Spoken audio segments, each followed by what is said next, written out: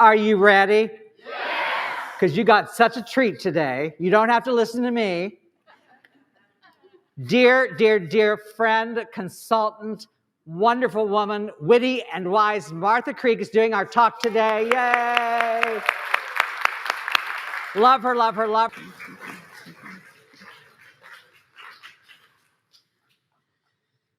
Well, that concludes the service. So if you can't be moved by that, just move on out. So what's the message? What's the message of the music?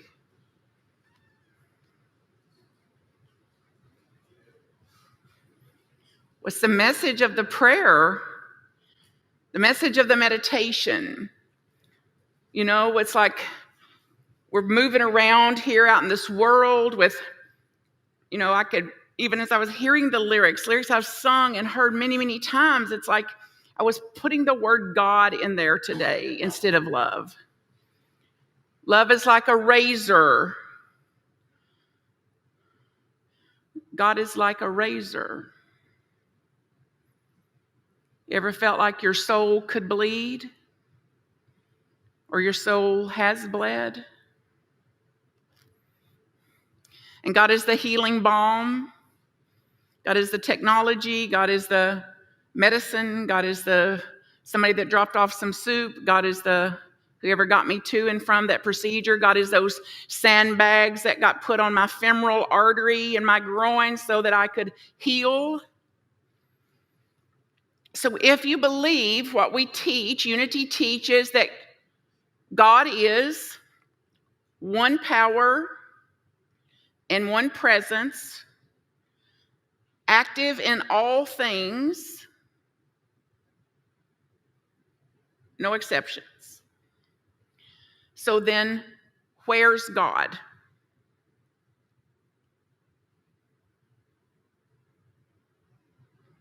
Anybody looking for God? Anybody looking for God in all the wrong places? Just me. So there's a little country joke back home where I'm from in Bug Tussle, Kentucky. And these little guys were supposed to go to church in our little country church. And these two little young guys decided they were going to skip church that day and go have church in the woods. So they went out to play thinking nobody would notice that they weren't in church. So then they got caught. They weren't in church, and now they're in TROUBLE. So they got brought into the pastor's office to have a little lesson taught to them about where they ought to be on a Sunday morning. And the pastor knew he had to really teach them a lesson and like really get across to them the importance of this and their wrongs and really lay a good lesson down on them. So he brought them into his office and he just slapped his desk over and over and said, he brought them in one at a time. So he brought the first one in and he said, "Where's God, son? Where's God?" This little guy was like, big eyes, hair up, like, huh? "Where's God? I'm asking you, where's God?" And the little guy just jumped up and went running out of the church. And he ran past his little friend and said, "You'll never believe this. God's missing and they think we have him." Well, we're in real trouble.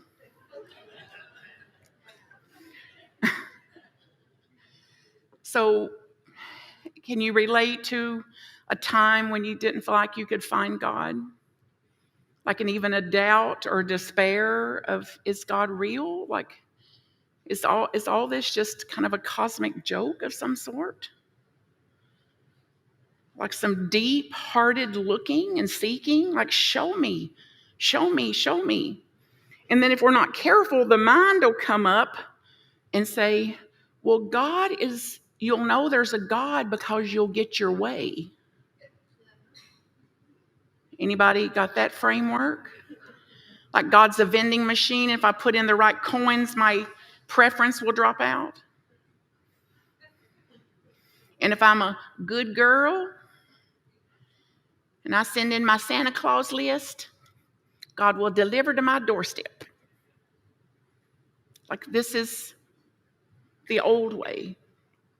This is the false way that says it's a limited way, that says that was an innocent little child's mind, an innocent little paradigm that went in place that made up what God is, that God equals, God's okay as long as God delivers what I want.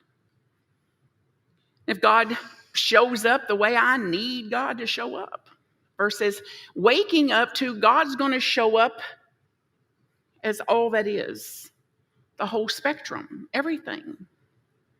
It's like, well, who voted?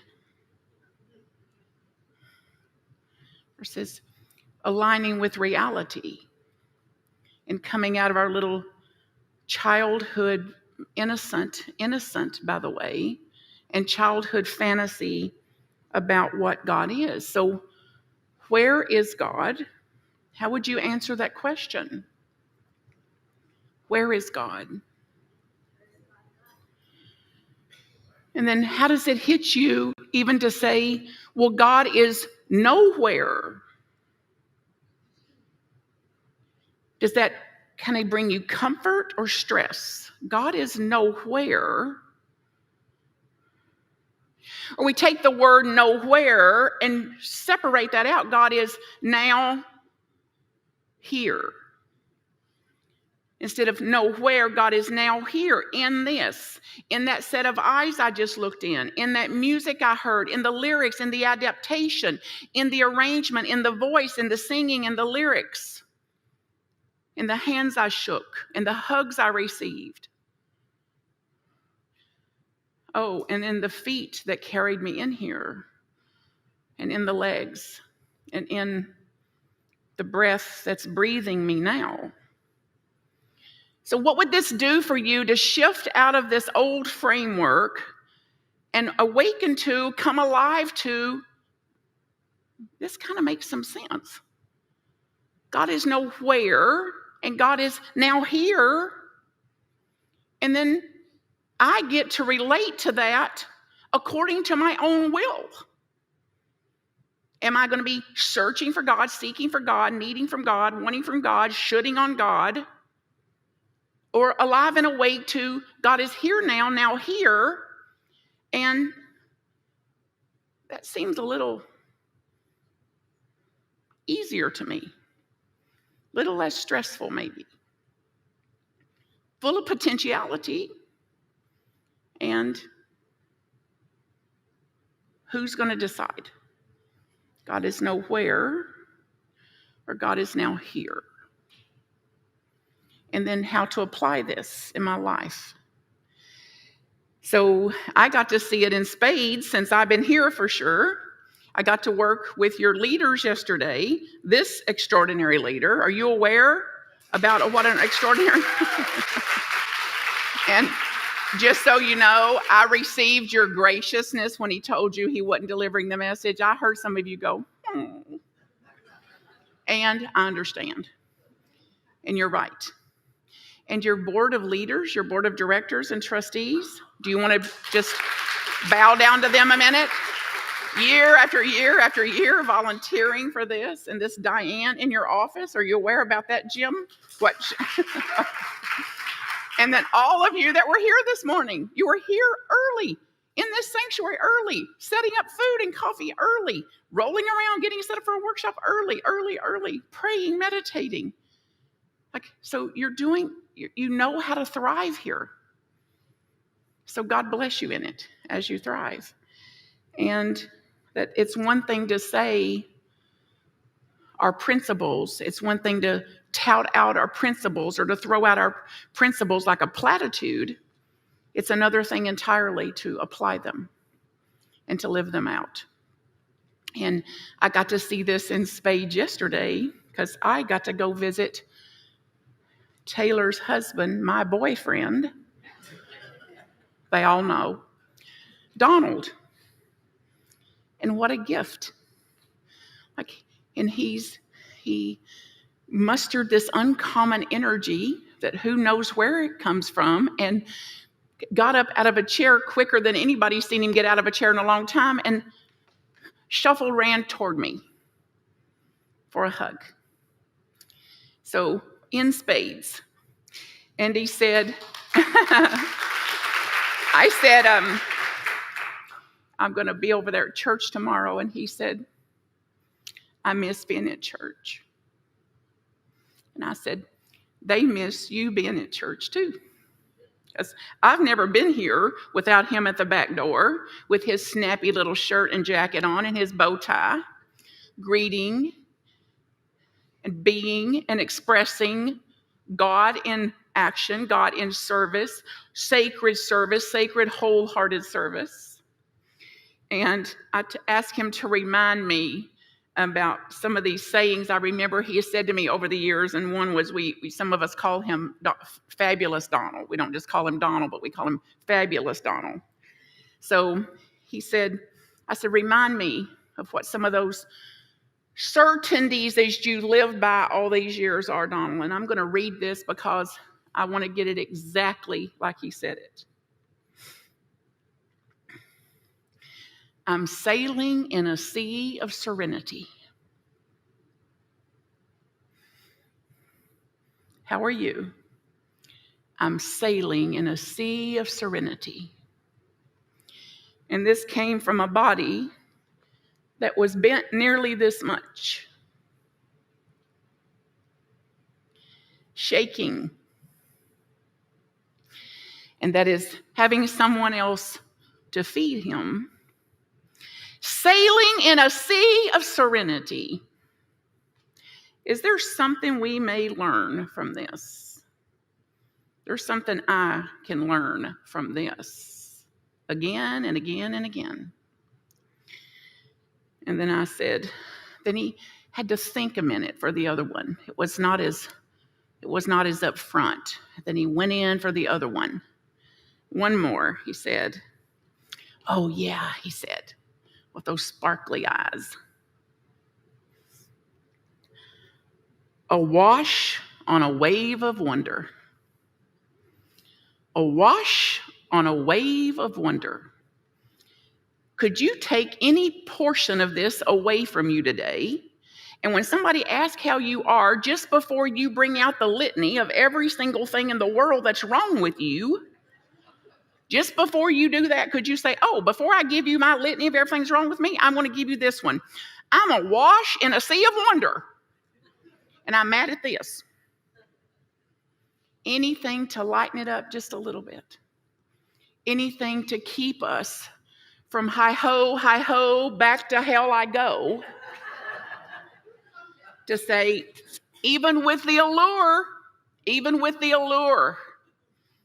lead me not into the temptation of my woes. Deliver me, awash on a sea of wonder.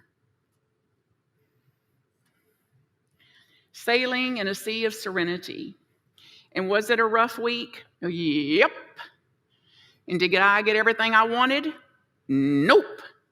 And did somebody step on every nerve I had? Yep. And do I feel exhausted half of the time or more? Yep. And there's this. Yes, this is included. And yes, there's this. And nowhere God is not. Alpha and Omega. Not Alpha or Omega. Alpha and Omega. In everything. And if the word God doesn't work for you, no wonder. And okay, pick one. Reality, universe, grace. No place grace is not. Grace now here, mercy now here, universe now here, life flow now here, abundance now here, prosperity now here. Find something that works. Buttermilk, God don't care. Just pick something that'll be some way of presencing ourselves into reality. So let's look at a few. This is inspired, this list, by an author named Jim Palmer. God always is. I'm just the last to know sometimes. We will never find a separate God that is located somewhere in space and time. God is space and time. God is space and time. Not God in space and time, but God as space and time. These are our basic principles. God is space and time through and as all things, including you, including me, and our warts and our wrinkles. And somebody said this week, you know, Martha, your feet are not pretty enough to be wearing sandals. I've had the same thought. And guess what? I'm going to wear the sandals because I'm into comfort, and I'm far too old to be worried about what's pretty. God as my next breath. Just notice you're being breathed, and you've not done one thing for it. There it is.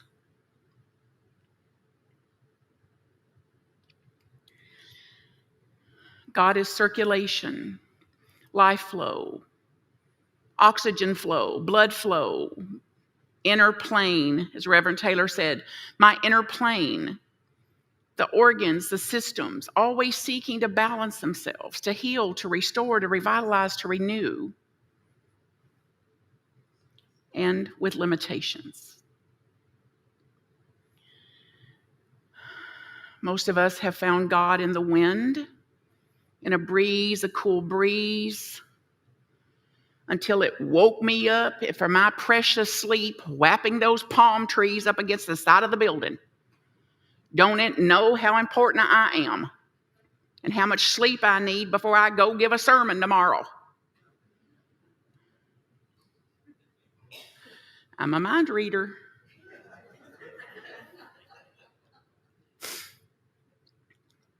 In the hurricane,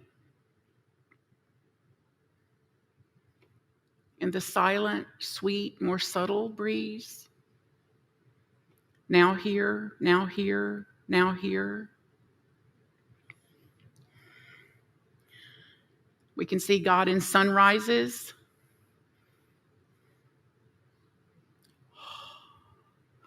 Get your camera, take a picture.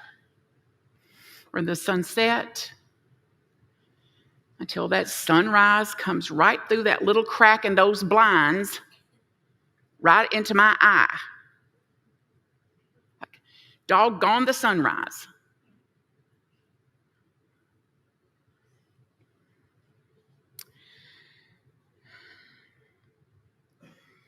God as the awareness that watches all of this go on. All the thoughts, all the emotions, all the dynamics of this, all of the way we relate to our inner parts, the way we shame and hate and criticize ourselves and name call. And if we're not careful, that'll hurt so badly, we'll displace it onto somebody else.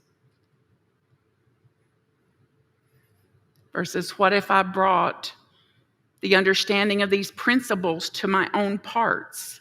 The part of me that's hurting, the part of me that's afraid, the part of me that is scared. Instead of waiting for something in the external to do that, like after today, folks, no more waiting. It says, oh, that's up to me to go to that little part. That's up to me to comfort that little part. That's up to me to understand this inner critic that I have is protecting me in a strange, mysterious way. That protector, that inner critic is also playing its part. It's playing its role because of some trauma that went into place when I was little. So to go to that place, to bow to that place, God here now, now here, now here, now here in that voice, now here in that pain, now here in this suffering. instead of what we've been doing for 2,000 recorded years, which is to suppress it, depress it, disown it, deny it, pretend.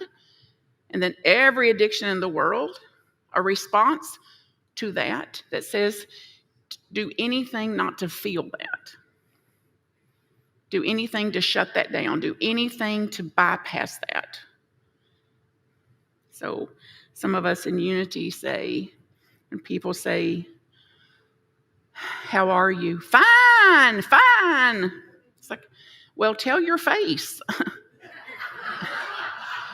Because it has not caught up. Tell how fine you are. Versus, there's a part of me that is fine. There's a part of me that can witness all this. And there's a part of me that doesn't feel fine sometimes. That does feel scared and alone and lonely and doubtful and wondering and bewildered and needing to know now. And needing some kind of control or some illusion of control. Those parts are included too. This is part of our wholeness. It includes all of our parts and no bad parts. And I listened to a podcast yesterday on parenting. And it's like the difference of telling the child you're bad and doing something bad versus you're not bad and you're having a rough time.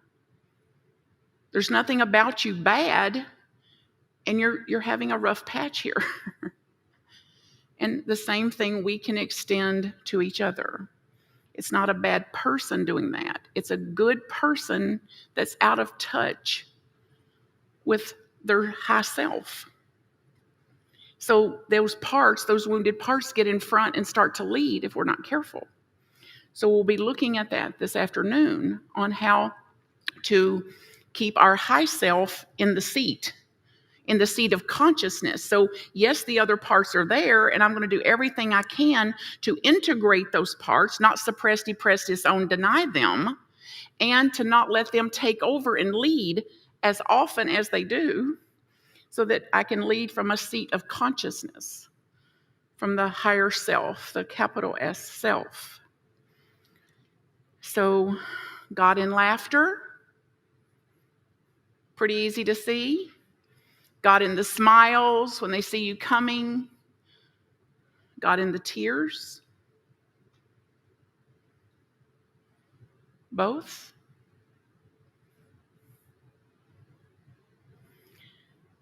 God in the passion. God in the purpose.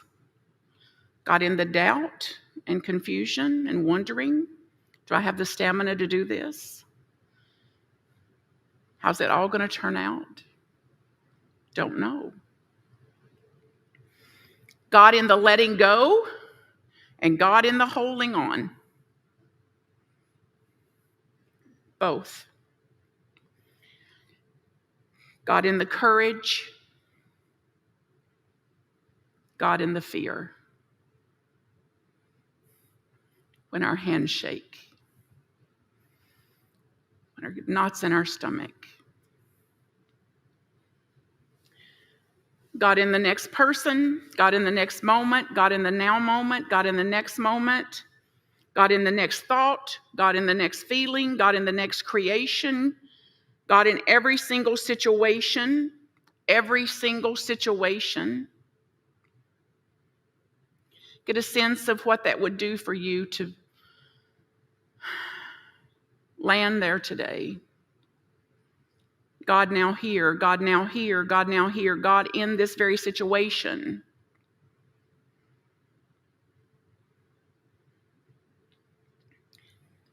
God in me, God in you, God through me, God through you. The ground of all being, God the beginning, the end, the Alpha and the Omega, the infinite and the eternal, with no beginning and no end. God is essence, as transcendence, as immanent. Right now. Now here. Do not be distressed that you cannot find God. Rather, today we open now to realize there is no God, there is no that God to find, that there is no God coming and going. There is no God separate from me or you. There is no God separate from life. There's no God hiding and appearing sometimes. God is the primordial ground of our being, our life force, the underlying energy, the operating system under the fabric of our whole being. The fundamental and the ultimate nature of all reality, the harmonious whole. Find something you can land on, anything that may feel true or truer to you, that would shift the absolute reality that you have about God and about life this morning, right here this morning. That this morning is the morning you've lived your whole life for. A moment of awakening, a moment of atonement, a moment of clarity, of being born again. There's never a moment when anything happens or can ever happen outside of God. Whatever appears within our lived human experience is not outside of God. So maybe today we can let our hearts be less troubled by the impermanence and the fragility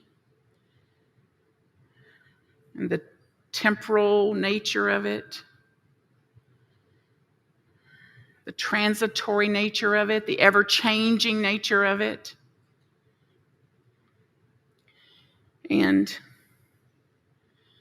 beneath the bitter snow, there is a seed. It's you. With your own love as God's love in the spring becomes the rose again and again and again and again.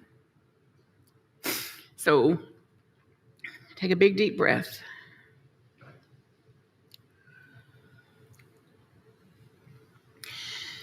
This is a reading called Not a Messiah, which is what inspired this title today. We plant the seeds that will one day grow. We water the seeds that we've already planted. We water seeds that others planted, knowing that they hold future promise. That's why we're here today, most of us. We lay foundations that's going to need further development, further work. We provide life, yeast, that will produce effects far beyond our own individual capabilities. We're the yeast for other things, for ideas, creations, co-creations. We cannot do everything. And, there's this sense of liberation in just realizing that. Like, we can't do everything. You can't do everything. I can't do everything. This enables, though, us to do what we can do, to do something, and to do that something well and weller. It may be incomplete, and that's okay too, because it's a beginning, it's a step along the way, an opportunity for God's grace to enter and to do the rest, to do what we couldn't do. The man that drove me here this morning said he nearly died at age 17 in a rip current, swimming. Very skilled, very healthy, very muscular. And he had awakening to the nature of water, the nature of things. And he said he thought he would die. He didn't know what to do. And then he stopped there, and I noticed me wanting to hear what's next. And I said, "Did you surrender?" He said, "I did." And a big wave washed me right out to the shore. I felt like it was a divine intervention. So maybe we leave a little room for grace to enter, for God to do what I couldn't do by myself. And we may never see the end results of this, and that is the difference between master builders and workers. We are workers, not master builders. We are ministers, not messiahs. We are prophets of a future that is not our own. Adapted from a reading from Bishop Ken Utenner. So we got some work to do today, don't we? We still got some of this to deal with. Anybody? So we know that yesterday we thought we were here to save the world. How'd that work for you? So today, instead of that, I'll change the part that I can, which changes the world. There's hope in that. Hopeless, hopeful. I'll be in there in that room trying to finish her off. Join me if you can. And if there's ever a way that I can support you in your journey, get me word. MarthaCreek.com.